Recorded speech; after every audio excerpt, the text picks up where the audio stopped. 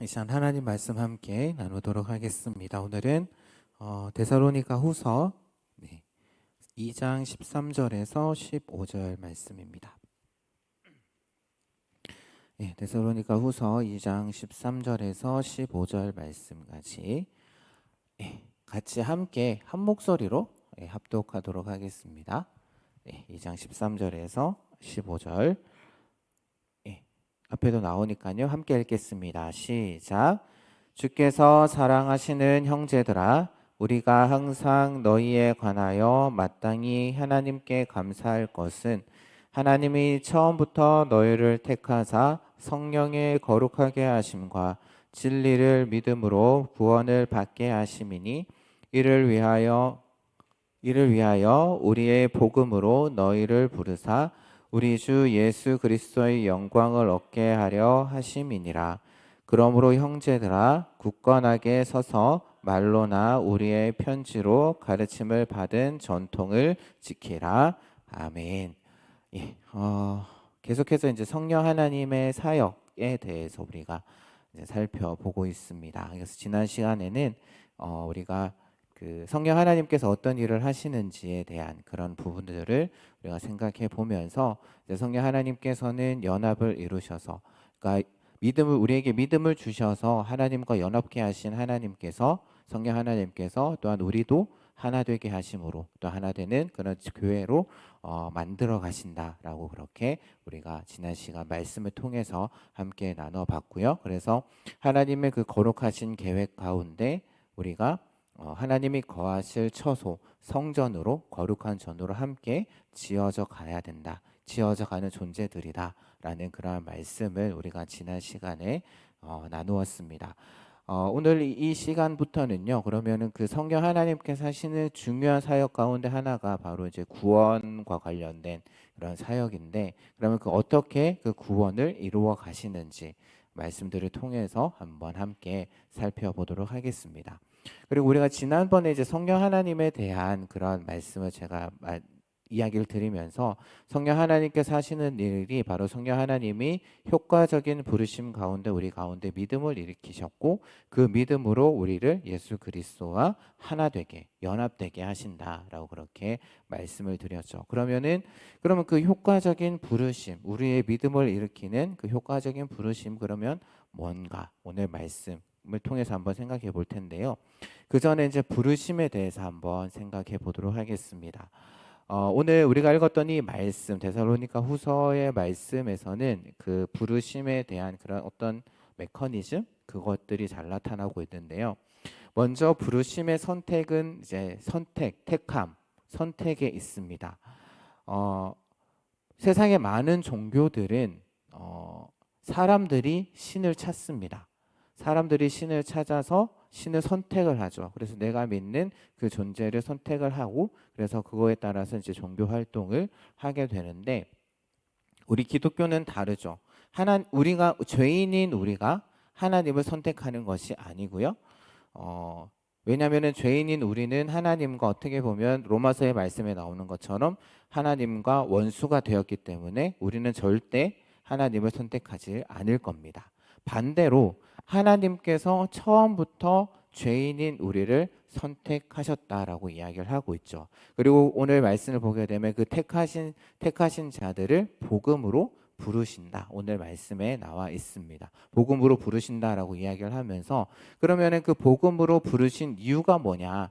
바로 우리 주 예수 그리스도의 영광을 얻게 하기 위함이다. 그리고 또한 그렇게 택함을 받아 복음으로 부르심을 받은 자들은 13절의 말씀을 보게 되면 성령의 거룩하게 하심, 그리고 진리, 즉 예수 그리스도를 믿음으로 인해서 구원을 받는 그런 은혜를 누린다라고 오늘 말씀에서 이야기를 하고 있는 것이죠.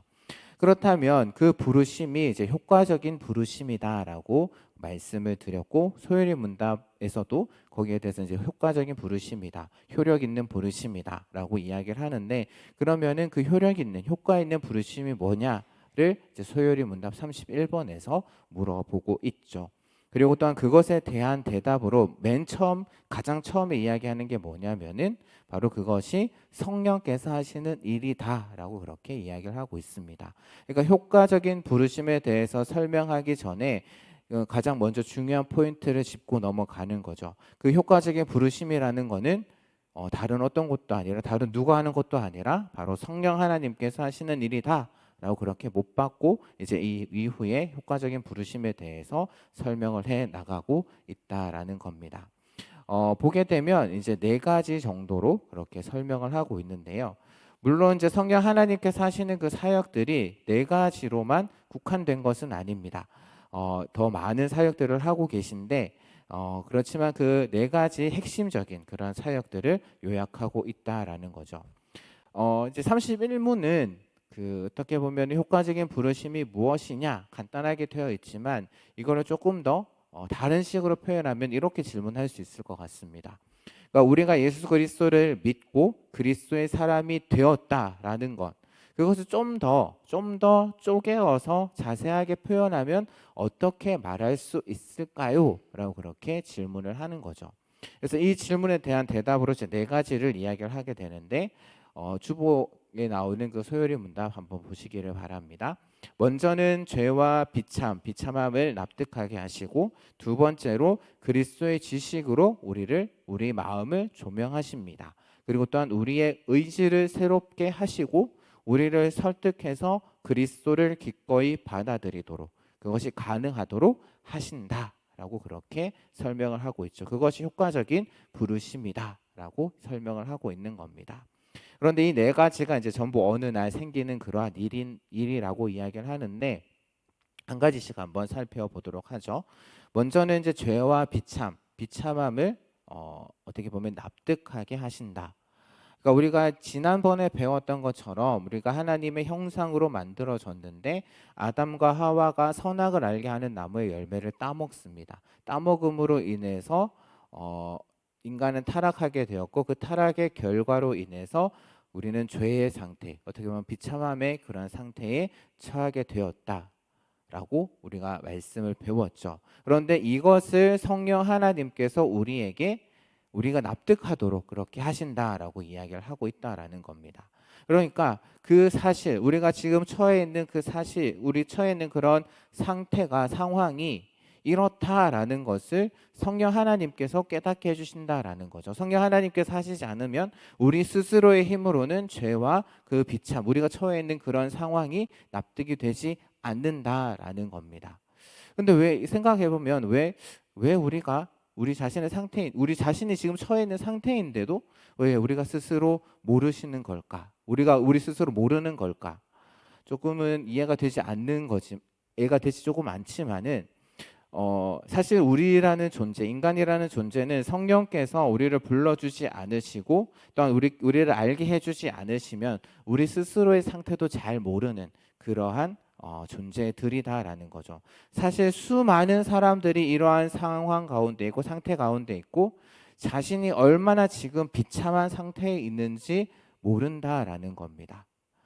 사실 우리도 그러한 사람들이었죠. 그러니까 예수님이 그리스도를 주로 고백하기 이전에 우리는 그런 상태였습니다. 우리가 지금 어떤 상태에 있는지, 우리 앞에 어떤 것이 놓여져 있는지 전혀 모르는 그러한 사람들이었다라는 거죠.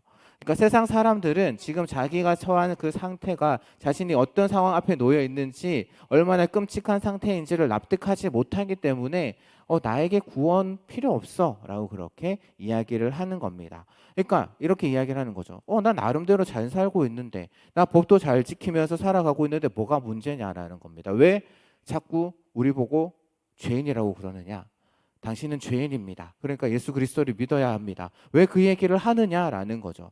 난 세상 가운데 떳떳하게 살았고 정말 법 없이도 살았는데 왜 자꾸 죄인이라고 그렇게 나를 이야기를 하느냐? 왜 나를 자꾸 정죄하느냐라고 우리에게 반문할지 모릅니다. 그리고 세상을 보니까 죄를 많이 지은 사람도 잘 먹고 잘 사는데 무슨 이야기를 그렇게 하느냐라고 이야기할지도 모르죠.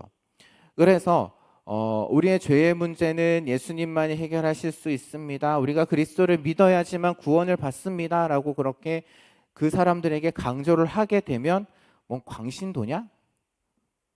왜 그렇게 기독교는 왜 예수만 길이다라고 이야기를 하는 왜 그렇게 배타적이냐라고 이야기할지도 모릅니다. 왜냐하면 자신이 처한 그런 죄와 그런 비참함에 대해서 납득하지 못하기 때문에 그런 이야기를 하는 거죠. 마치 그런 것과 같습니다.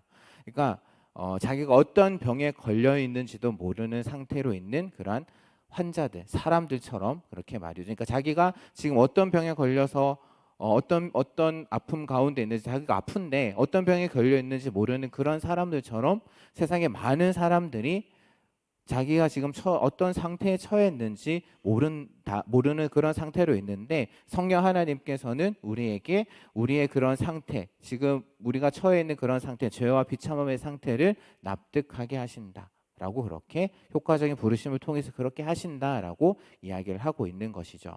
이렇게 이제 그렇다면은 죄와 비참함을 납득해서 지금 내 상태가 이렇구나라고 그렇게 깨닫고 깜짝 놀란 그러한 사람들에게 예수 그리스도의 다음으로 예수 그리스도의 지식으로 마음을 조명하신다라고 이야기를 합니다. 다르게 이야기하면 성령께서 우리를 친히 가르치신다라는 건데요. 그러니까 앞서 우리가 말씀드렸던 것처럼 우리 앞에 이제 성경이 있습니다. 여러분들 앞에 성경이 놓여 있죠.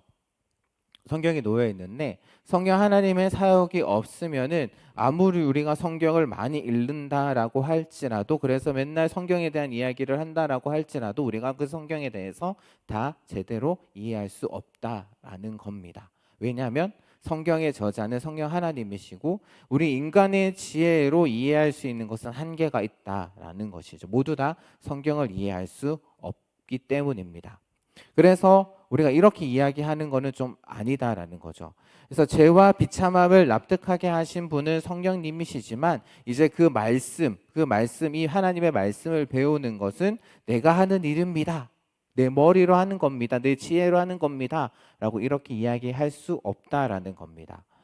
그래서 성령 하나님께서는 먼저 우리 안에 죄와 비참함을 깨닫게 하시고 그래서 우리 스스로의 힘으로 내가 가진 능력과 내가 가진 그 지혜로 나는 구원을 받을 수 없는 존재이구나를 말씀을 통해서 우리가 깨닫게 해 주신다라는 거죠. 그래서 이제 그런 상태에 있는 우리가 구원함을 받으려면 죄와 비참함에 있는 상태에서 구원함을 받기 위해서는 우리를 구원해 주실 분이 필요하구나라는 것을 깨닫게 하신다라는 겁니다. 그런 관점에서 2000년 전에 일어난 그 일 2000년 전에 예수님께서 이 땅 가운데 오시고 우리의 죄를 대신해서 피 흘리신 그 예수님의 보혈을 성령 하나님께서 우리가 말씀을 읽을 때 깨닫게 하시고 그래서 예수님께서 죽으시고 죽음의 권세를 이기시고 3일 만에 부활하신다라는 건 인간의 지혜로는 도저히 믿겨지지 않지만 그것이 믿어지게 하시는 거고요. 그래서 예수님께서 어떤 분이신지, 예수님께서 어떤 일을 하셨고 예수님이 어떤 분이신지를 더 알아가기 위한 그런 마음을 우리에게 주시고 결국에는 내가 예수님을 닮아서 살아가야 되겠다라는 그러한 마음을 심어 주신다라는 겁니다. 이렇게 성령 하나님께서 우리에게 깨닫게 하시고 우리를 가르치신다라는 거죠. 그렇다면 그 이후에는 그러면은 적어도 의지만은 내 거야. 내가 의지해서 내가 결단해서 내가 이렇게 하고 싶다라는 그러한 마음을 드는 것이 우리의 마음인데요. 안타깝게도 앞서서 이제 지식적인 것을 생각해 봤다면 의지적인 것도 안타깝게도 우리가 할 수 있는 것이 아니라 성령 하나님께서 새롭게 하신다라고 소요리 문답은 우리에게 이야기를 하고 있습니다. 에스겔서 말씀을 보게 되면 그런 말씀이 있더라고요.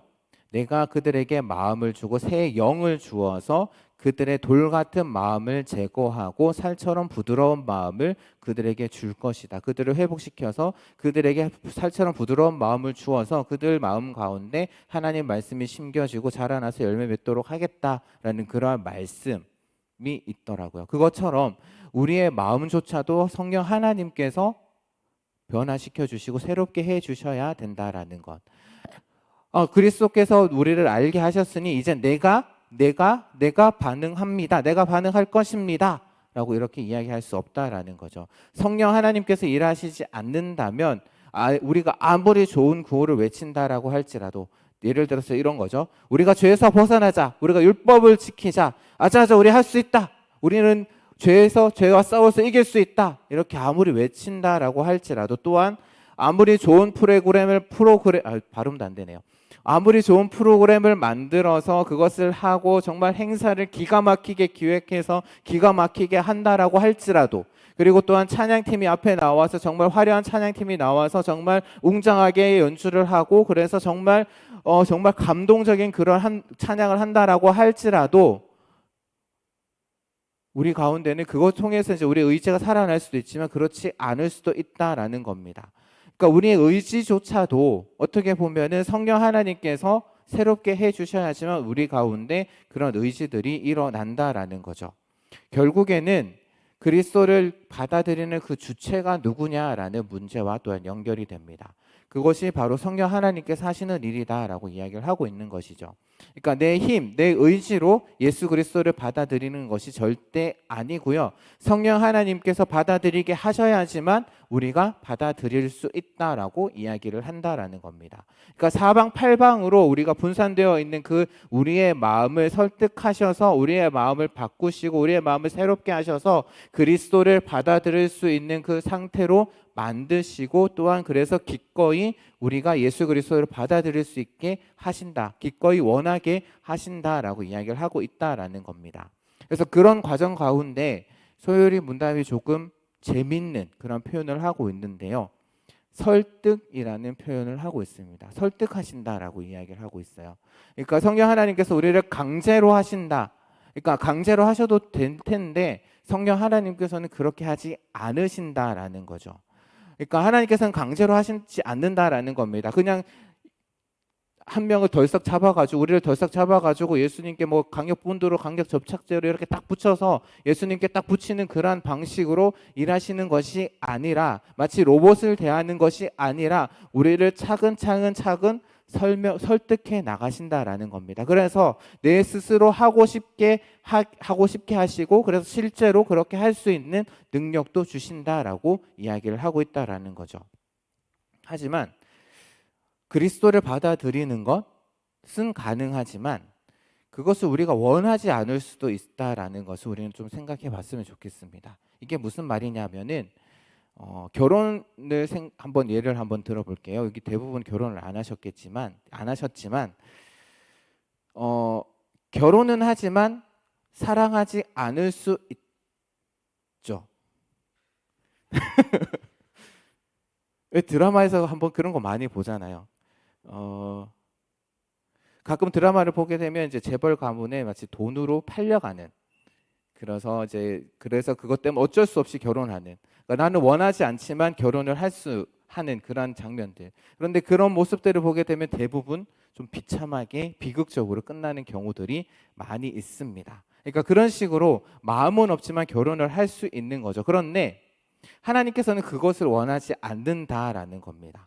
그러니까 성령 하나님께서는 우리를 간절히 설득하신다라는 거죠. 간절히 설득하셔서 우리의 마음 가운데 내가 예수님을 받아들이지 않으면 안 되겠구나라고 그렇게 우리를 설득해 나가시고 그래서 결국에는 예수 그리스도를 영접할 수 있도록 그렇게 하신다라는 겁니다. 그래서 이 사실을 알지 못하면 하나님께서 하십니다라는 그 말이 그다지 감동적으로 우리에게 들리지 않습니다. 뭐 하나님이 다 하셨나 보네. 이렇게 생각을 하죠. 그리고 나중에는 어떤 이야기를 하냐면은 내가 언제 믿겠다라고 했나요? 하나님께서 하셨으니까 하나님께서 다 책임지십시오. 또 모든 것을 하나님께서 하신다라고 하면 나 뭐지? 난 들러리일 뿐인가? 나 그냥 하나의 물건일 뿐인가? 라는 그러한 생각이 들 때도 있다라는 겁니다. 그래서 소율이 문답에서는 여기서 설득이라는 표현을 사용하고 있다라는 거죠. 그래서 성령 하나님께서 그냥 우리를 강제적으로 그냥 우리를 잡아서 그냥 하는 것이 아니라 인격적인 분으로 우리를 설득하셔서 우리 가운데 예수 그리스도를 영접할 수 있도록 하신다라는 겁니다. 충분히 강제적으로 할 수 있고 또한 그런 능력을 가지고 계신 분이시긴 하지만 우리를 인격적으로 대하고 계시는 분이 바로 성령 하나님이시다라는 것을 이 설득이라는 표현을 통해서 우리에게 보여주고 있고 그런 걸 통해 본다면 얼마나 감사한 일인지 모르겠습니다. 그러니까 우리를 강제로 이끌지 않으시고요. 우리를 오래 참으신다라는 거죠. 우리를 그래서 끝까지 기다리고 계시고 그리고 우리가 다양한 삶의 경험들 가운데 무수한 인생의 무수한 그런 일들 가운데 사건들을 통해서 또한 만남들을 통해서 우리를 설득하시고 우리 마음 가운데 감동을 주시고 그래서 그리스도를 원하게 하셔서 결국에는 그리스도를 영접할 수 있도록 받아들일 수 있도록 하신다. 그것이 바로 성령 하나님께서 하시는 일이다라는 것을 오늘 이야기를 하고 있다라는 겁니다. 그리고 마지막으로 한 가지 중요한 한 가지를 소요리 문답에서 마지막에서 이야기를 하고 있는데요. 이 모든 것이 공짜라는 겁니다. 값없이 주신다라는 거죠. 거저 주신다라고 이야기를 하고 있습니다. 그러니까 어떤 조건을 들여서 하시는 것이 아니다라는 거죠. 지금까지 우리가 소요리 문답을 쭉 배워왔습니다. 교리의 내용을 쭉 배워왔는데 그동안 우리가 알고 또한 우리가 배웠던 그 모든 것, 그 어느 하나도 우리가 돈을 받고 그래서 하나님께서 우리에게 주시는 것 하나도 없다라는 겁니다. 창조 이야기부터 여기까지 이야기 오면서 어느 순간 단 하나도 나에게 일어난 일이 되었는데 거기에는 어떤 조건도 없다라는 것. 내가 이걸 줄 테니까 넌 무엇을 해라. 내가 너한테 구원을 줄 거니까 너 이거 해야 돼. 라고 이런 것이 없다라는 이런 조건이 없다라는 거죠. 우리 꼭 이걸 사실 좀 기억했으면 좋겠습니다. 진짜 아무런 조건이 없다라는 거예요. 성경 다 외워. 소유의 문답 다 외워. 그래서 시험 볼 거야. 그래서 너희들이 80점 이상 맞지 못하면 너희들 구원 못 받아. 이렇게 하지 않으신다라는 겁니다. 심지어 공짜로 줄 테니 대신 너의 마음가짐을 내가 보겠다. 지금부터 5초 줄 테니까 하나, 둘, 셋, 넷, 다섯 헤아릴 테니까 일어나. 그리고 너의 즉각적인 순종의 자세를 즉각적인 순종의 자세를 보여라. 이런 식으로 성령 하나님께서 하지 않으신다라는 겁니다.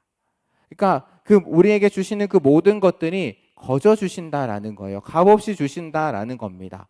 그렇다면 그 가운데 하나가 이제 믿음인데 그러면 믿음을 선물로 값없이 그냥 거저 주시는 이유는 뭘까? 우리가 다음 시간에 우리가 또 배우겠지만 그리스도께서 이루신 의를 우리에게 돌려주시고 우리를 의롭다 하시기 위함이고 또 그렇게 하시는 이유는 뭐냐면은 우리와 교제하기 위해서 우리를 살리셔서 우리와 교제하기 위함이시다라는 거죠. 다시 말하면 믿음이라는 것은 하나님과 교제하기 위한 도구이고 수단입니다. 결코 내가 뭔가를 해서 얻을 수 있는 대가가 아니고 또한 조건이 아니다라는 거죠.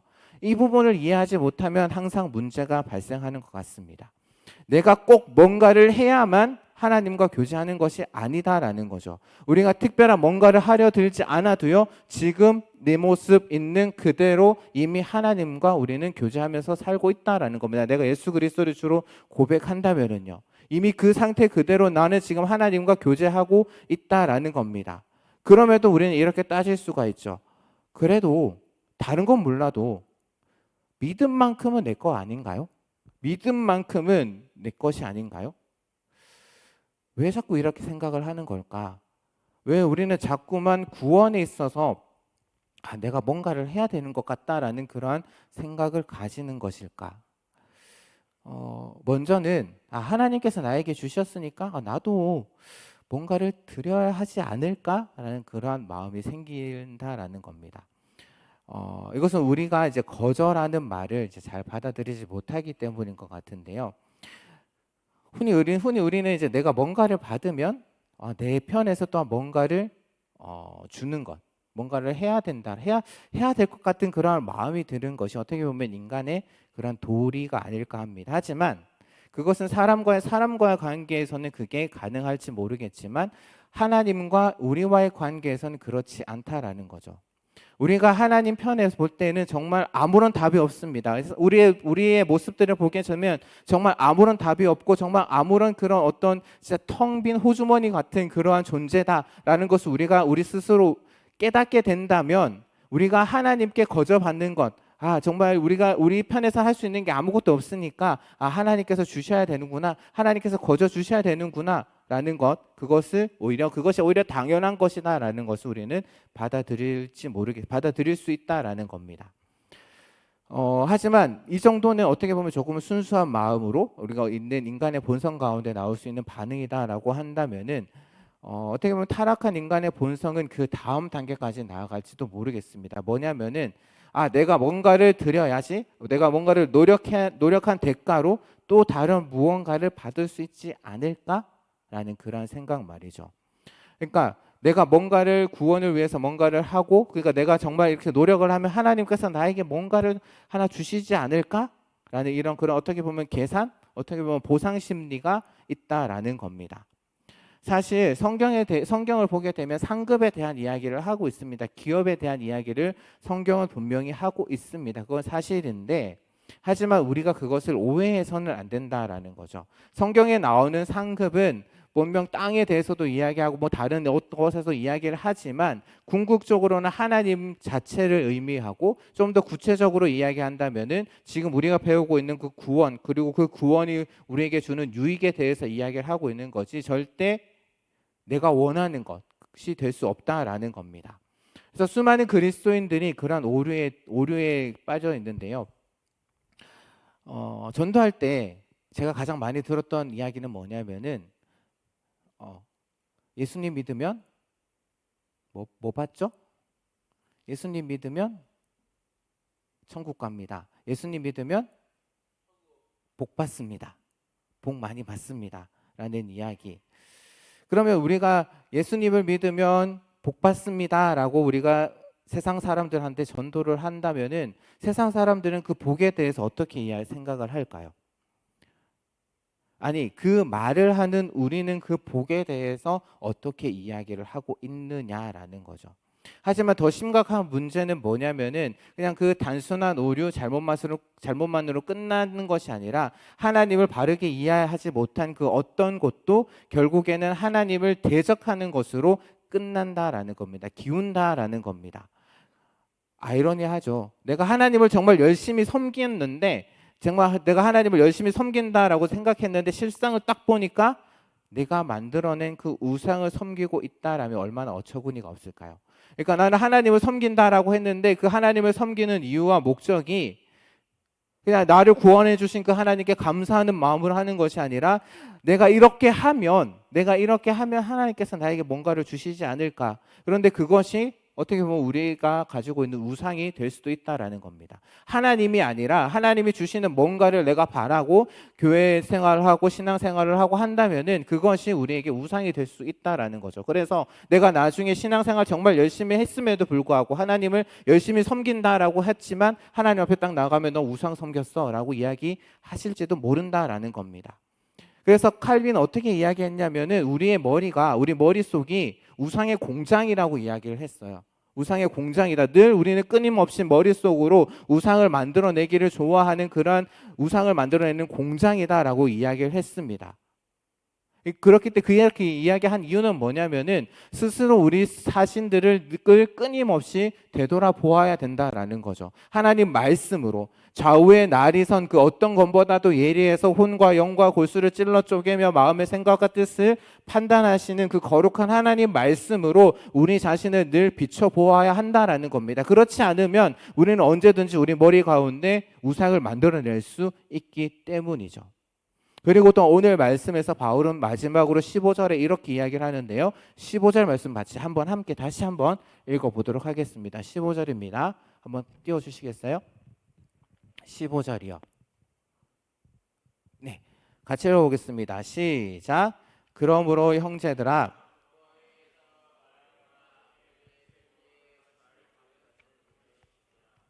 네, 형제들아 굳건하게 서서 말로나 우리의 편지로 가르침을 받은 전통을 굳건하게 지켜라. 그러니까 하나님의 부르심, 그리고 하나님의 구원하심은 실패가 없지만 세상은 여전히 약하다라는 거죠. 그래서 세상 가운데 우리를 넘어뜨리게 하고 우리를 유혹하고 미혹하는 것, 또한 우리를 잘못된 길로 인도하는 바르지 못한 가르침이 데살로니가서에서는 그 가르침이 이제 종말에 대한 가르침이었는데, 어쨌든 그 종말에 대한 가르침뿐만 아니라 세상에는 우리를 넘어뜨리고 우리를 다른 길로 가게 하는, 잘못된 길로 인도하는 그런 바르지 못한 가르침들이 너무 많은 그러한 시대이다라는 겁니다. 우리가 그런 시대에 살아갈 때에, 그래서 그런 시대를 살아갈 때에 우리가 말씀, 복음 가운데 굳건히 서야 된다. 그래서 내가 너희들에게 가르친 것, 내가 너희들과 함께 있으면서 너희들에게 가르친 그 말씀, 그 전통들, 그 가르침을 받은 것들, 그리고 내가 지금 편지를 통해서 너희들에게 주는 그 가르침들을 잘 지켜야 된다 라고 이야기를 하고 있다라는 거죠. 그런데 그건 역시도 어떻게 보면 지금까지 제가 계속해서 말씀드렸던 것처럼 성령 하나님의 도우심이 없으면 어떻게 보면 불가능한 일이 아닐까 합니다. 우리 스스로의 힘으로, 내 스스로의 힘으로 하나님 말씀 지켜가는 건 너무 어렵다라는 거죠. 그렇기 때문에 우리에게 기도가 필요한 것이 아닐까, 날마다 말씀 읽는 일이 필요한 것이 아닐까. 그래서 말씀 읽기 전에 하나님, 이 말씀을 통해서 나에게 어떤 말씀을 하시고자 하는지 우리에게 깨달을 수 있는 지혜를 허락하여 주십시오라고 기도하면서 우리가 하나님 말씀을 대해야 되지 않을까 합니다.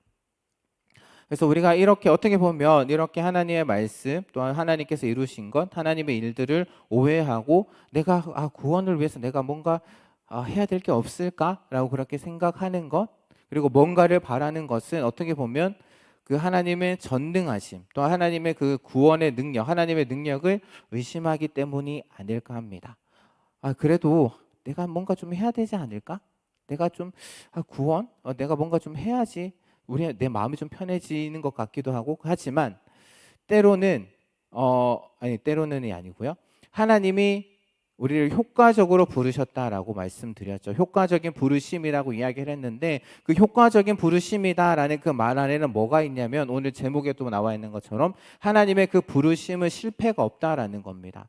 하나님은 결단코 자신이 택하고 자신이 부르신 자를 결국에는 구원으로 이끌어 가신다라는 거죠. 그런 사역에는 절대 실수가 없다라는 겁니다. 실패가 없다라는 겁니다. 내가 쟤 잘못 선택했네? 내가 쟤를 잘못 불렀네? 예전에 내가 선택한 애가 아닌데 내가 왜 불렀지? 이렇게 하지 않으신다라는 거죠. 하나님께서는 택하신 자들을 반드시 그들을 불러내시고 어떤 방법, 어떤 수단을 사용하시든지 결국에는 그걸 불러내셔서 결국에는 구원에 이르게 하신다. 그래서 그 부르심은 어떤 부르심이냐? 바로 효과 있는 부르심이고 효력 있는 부르심이다라는 거죠. 때로는 세상에서 겪는 그 일로 말미암아서 내 마음 가운데 하나님의 그 부르심, 하나님의 소명이 약해지는 것 같고 희미해지는 것 같을 때, 그래서 나의 믿음이 약해진 것 같을 때 꼭 기억하시기 바랍니다. 또 내 마음 가운데 내가 구원을 위해서 뭔가 그래도 해야 되는 게 있지 않을까?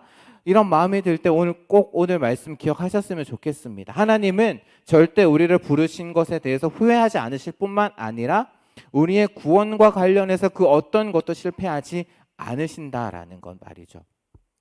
절대 하나님께서는 우리를 붙잡은 손을 놓지 않으신다라는 것, 그 말을 꼭 기억하면서 우리와 교제하기 위해서 우리를 부르시고 우리에게 믿음을 주시고 그래서 그 믿음을 통해서 예수 그리스도와 연합하게 하신 그 하나님은 절대 실수하지 않으시고 실패하지 않으시고 나를 부르신 것에 대해서 후회하지 않으시는 그 하나님, 그 부르심에 합당한 삶. 그래서 지난주 말씀 가운데 너희는 너희 부르심에 합당한 삶을 살라라고 바울이 이야기하고 있는 것처럼 나를 부르신 그 부르심에 합당한 삶, 그래서 그 부르심으로 인해서 내가 예수님을 믿고 구원받음을 기억하면서 날마다 하나님께 감사함으로 하나님을 찬양하고 하나님께 영광 올려드리는 삶을 살아가는 여기에 모인 모든 귀한 청년들 되시기를 주님의 이름으로 부탁드립니다.